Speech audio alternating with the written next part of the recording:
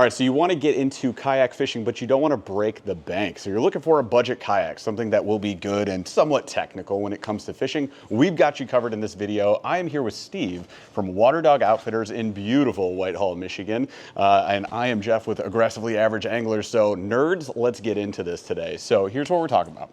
Saving money on a fishing platform. I got a whole bunch behind me. In fact, you guys carry how many brands?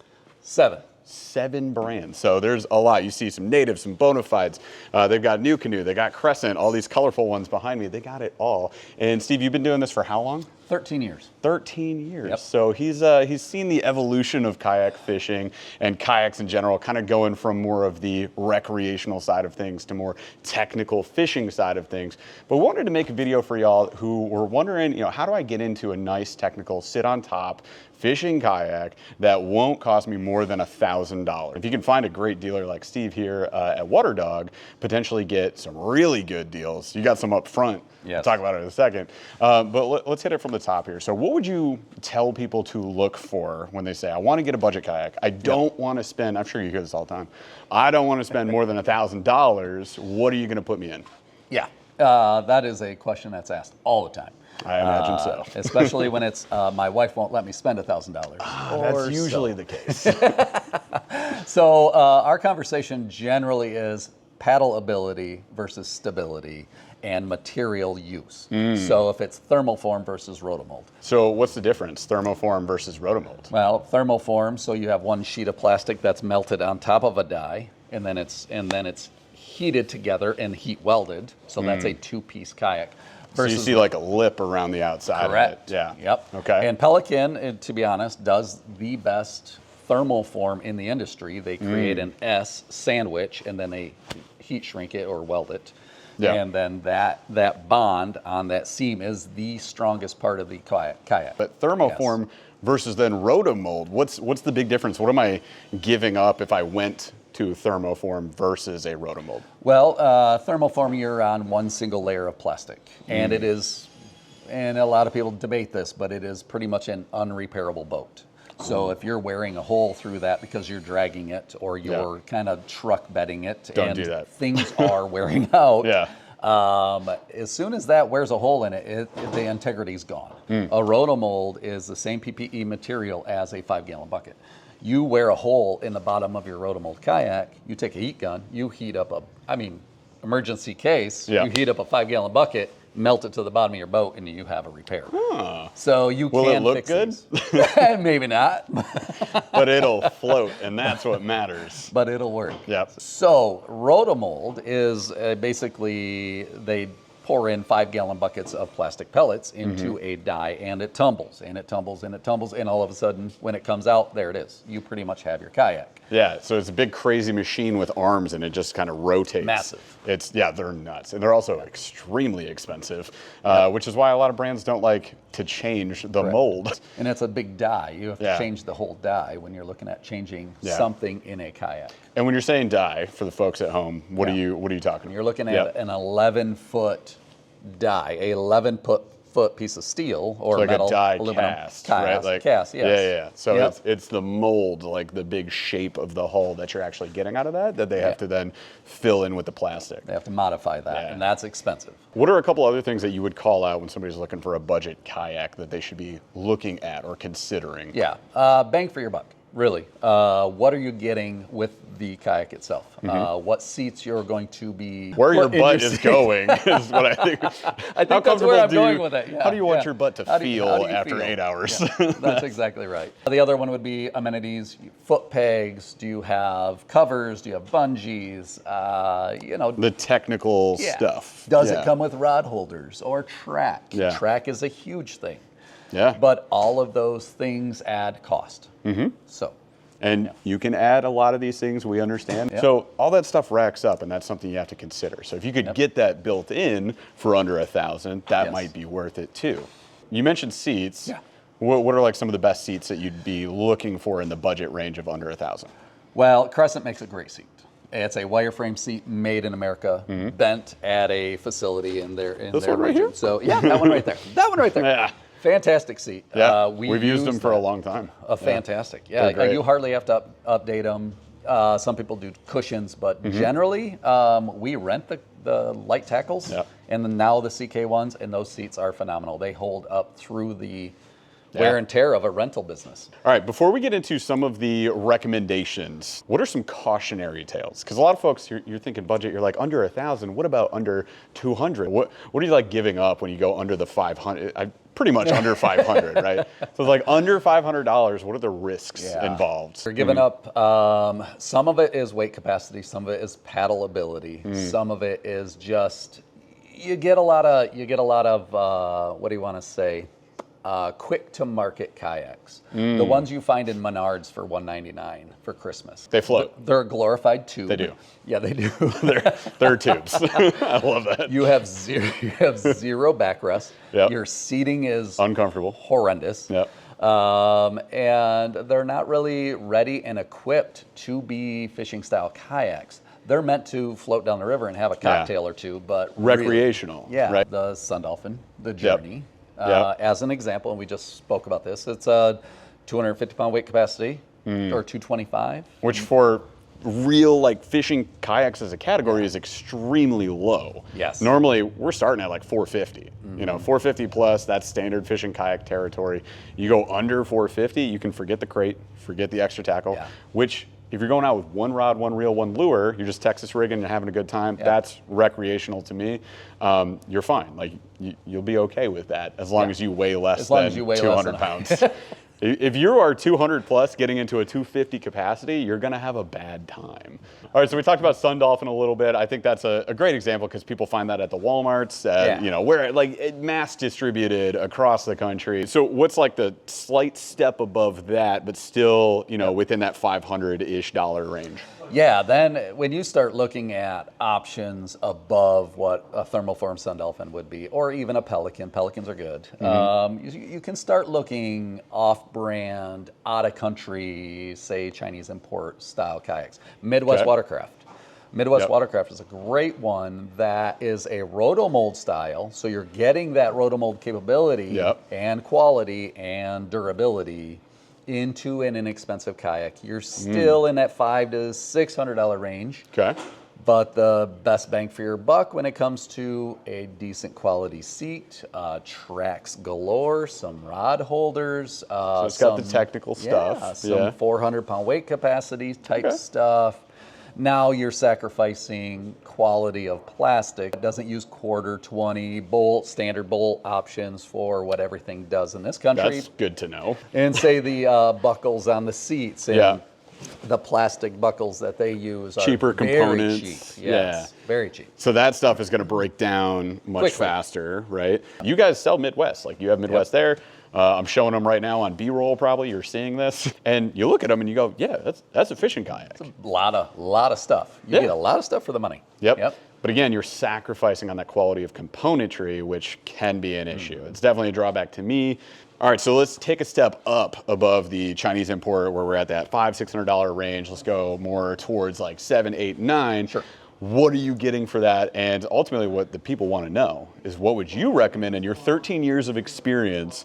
What you're seeing as top sellers, what's popular, what do people want, what are they enjoying, and not throwing back at you and saying, this stuff broke, I don't like it. So there's no complaints, there's more like nothing but positive things to say about them. What would be your top budget range models that fit in that like $500 to $1,000 range? So you're looking Crescent #1. 100%. It's always at the top of our list just because of what they do with their kayaks. Yeah. Quality of plastic, quality of seating, track options, foot pegs, a little bit of everything. Yep. Crescent is #1. Bonafide has an option, the RS117, that is feature rich under that $1,000 price point. Bonafide makes a heck of a good kayak. They do. So that is kind of my game changer kayak right there, because it's kind of the sleeper. It's call it the sister to the RVR, or brother to the RVR, just a little less feature rich, but bringing it in under the $1,000 mark. So that's a great one. Okay. Old Town did some dramatic changes this year, which everybody loves. Their 106 is priced under, the Sportsman 106 is priced under $1,000 now. This is the paddle version, not the PDL 106, but Correct. the paddle version of the Sportsman. So ultra stable, Yeah. you know, fish ready. I mean, high-end weight capacity. Yeah, that's a tough It's one old to town. beat. You're gonna be happy. Also, like one of Yep. the best hulls in the game. Yep. Really good with their plastics. I mean, lifetime in the hull business. warranty, right? Yes. Like, so they last forever. That's Yep. the idea. But let's zoom in on some of these. So we're looking at the Crescent Primo right here, which is 10'6". So 10'6" in length, 32 inches wide. Weight capacity on that is 375 Yep. pounds. That's what we talk about, because a lot of those super cheap kayaks, you're gonna get like that 250 range at best. Yeah. 375, that gets you yourself in there plus a couple rods if you want. You know, Yep. probably traveling light. It's a lighter setup. Small crate, 13 by 13 crate or smaller. Just minimal tackle kind of deal, but you're going to be really happy and feel really stable in something like this, right? Yeah. Great colors, by the way, too. Yes. So feature rich, in Yeah. my opinion, for a $700 kayak. Yeah, $699. American price made, tag. $699. That's insane. That's great. American made $699. That's really good. And it has a high-low seat position. Yeah. Unlike anything Two in settings. the industry that kind of is that budget friendly, Like this fixed has seat. Yeah. This is ready to go. High-low seat position, fantastic wireframe Yeah. seat, adjustable foot pegs, and then you can load it down with track. You can fish out of it, or you can just throw your pup in there and off you go. Yeah, that's awesome. Got cup holders on both sides, bungees. You've got room to add track if you want to. The foot pegs he's talking about are up there, and there's actually, check this out.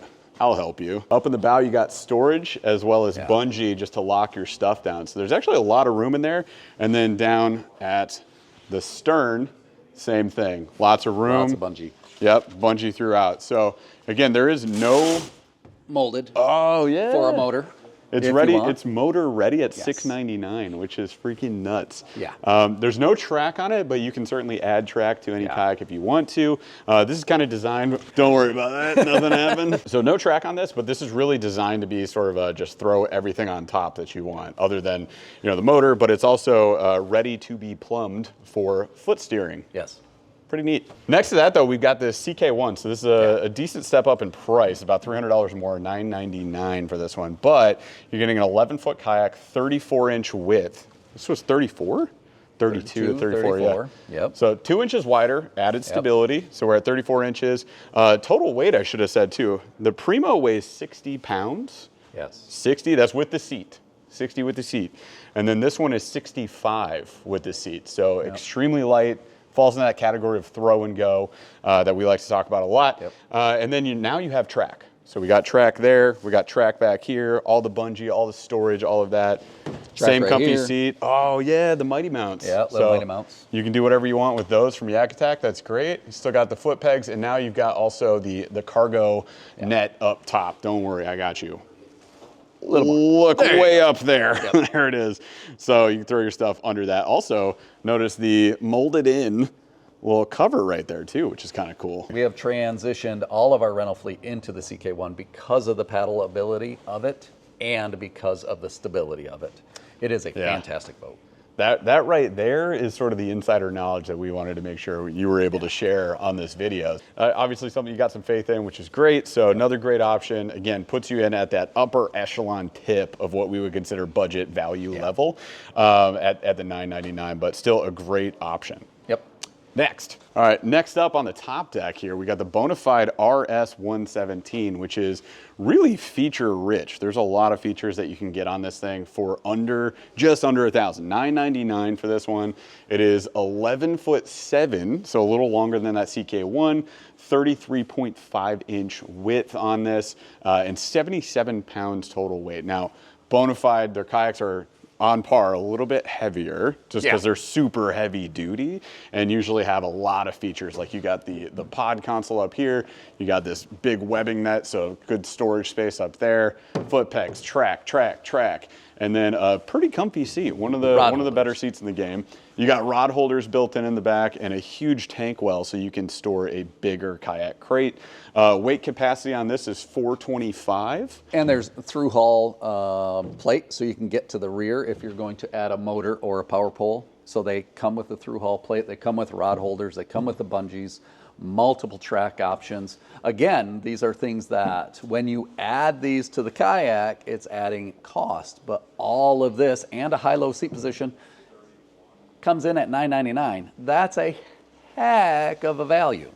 So it's a good one. Feature rich. So another great option for you, still under that $1,000 mark. And I've always been happy with Bonafide Kayaks. I think they do a great job as well, just like Crescent does. So we went to the back of the shop here, but last one we would look at would be the Old Town. This is actually the 120, which is at $10.99, but the 106 is only $9.99. Yeah. So that still gets you into an extremely good platform.